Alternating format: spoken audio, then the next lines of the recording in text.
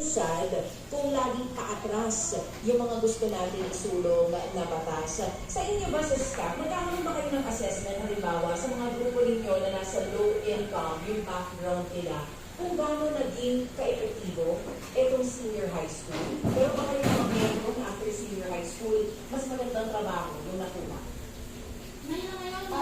Currently po, may project kami with the Center for Youth Nine. Advocacy and Networking.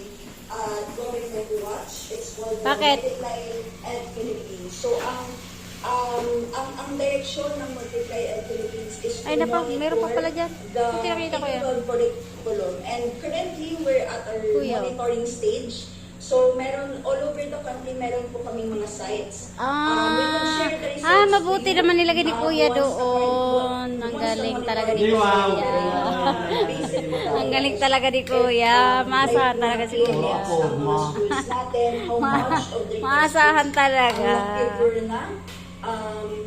Maasahan talaga.